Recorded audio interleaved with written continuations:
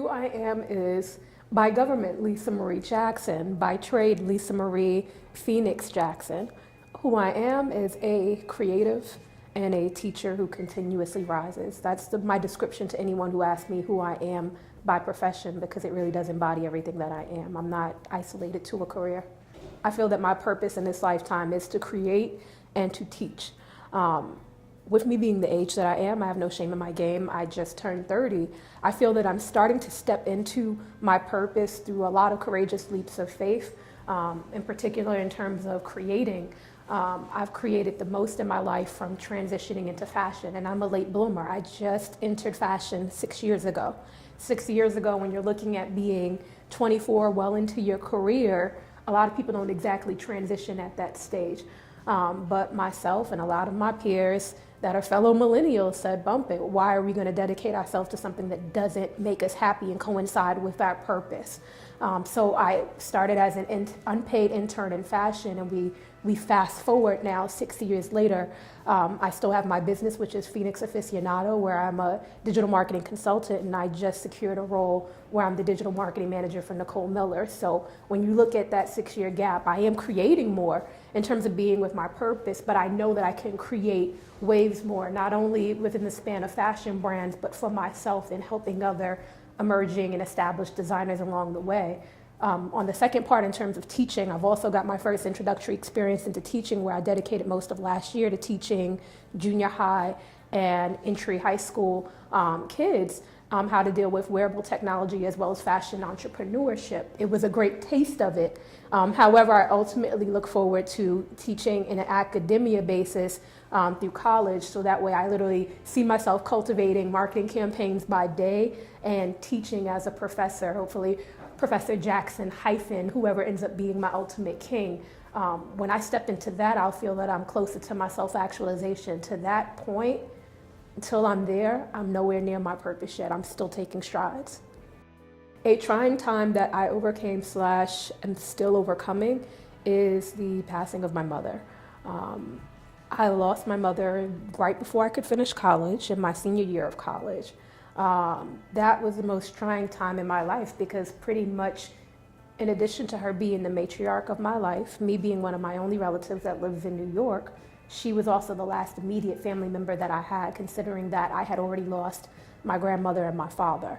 Her passing was hard to overcome, but with it also being hard, it was also my biggest motivating factor in terms of wanting to go harder. One of the last gifts that she gave to me was 3 $100 bills inside of a card. And that was along with the note that said, hopefully this gets you one step closer to a laptop. At that point, she didn't know that I would ultimately have a digital business, that I would end up being a fashion marketer who lives and thrives and gets paid to pretty much create on a computer. She took that leap of faith, know that I needed it to finish college, and just wanted to support my dream, and took the last 3 $100 bills she had to make that dream a possibility. So with her passing, it got me really down and out, but also motivated me, because I told myself, if somebody to invest in me and not knowing what I could become, I owe my life to her. So that's the hardest. One quote. One of the main ones that I always say to all my friends, and used to say it all the time to my scholars, was, without struggle, there is no progress. And it's an old throwback, and I know I'm probably butchering it, but it's an old throwback Frederick Douglass quote. It's been the epitome of my life, because every step of the way it's been a struggle to get to the point that I am, and for me to even get to the next step in my life. But it's helped me in terms of achieving progress. Every step has been a learning curve. Even the most detrimental, jacked up situations where I asked why me and wanted to be plucked out of it, I didn't realize that I was being pulled out of those situations so I can get into a better one. So that quote has changed my life. And of course the countless quotes in the Bible, because I'm a Christian, I'm a woman in faith. So my faith has definitely helped me keep going every single day. One thing that I wish I knew 5 to 10 years ago, I'll backtrack to 10 years ago, with me still being in college, is I wish that I knew that credit was currency. I wish I realized that your credit literally is your fingerprint with us being in the United States, and that anything that you can viably want to invest in, from home ownership to your continued education, and even for you being a small business owner, relies upon your credit. So one thing that I wish somebody would have told me about 10 years ago, in addition to, hey, go to college and get an education, was don't dig yourself into debt. And realistically, my cycle of toxic debt, young in my life, started in college with countless loans that people don't advise you isn't exactly the most healthy debt if you don't have an action plan to pay it back. So 5 to 10 years ago, I would have told myself, stay clear of it, use as much cash as possible, and only actually open lines of credit when you know you can handle it. So that I would do differently. I would say for the generation coming up behind me, it's crazy to think that millennials are about to be phasing into the next whatever they're going to, jacked up name they're going to call you guys.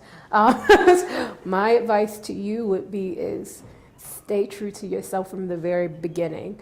As I stated, I'm just turning 30, yet it took me the better part of a decade to realize that I can look at trends and admire them, but not want to become it, and actually own who in my gut I feel I'm not only supposed to act like and look like, but just embody. I spent too many years trying to be what other people wanted me to be, and not from a commercial pop culture basis, but even down to the partners you have, the relationships you have.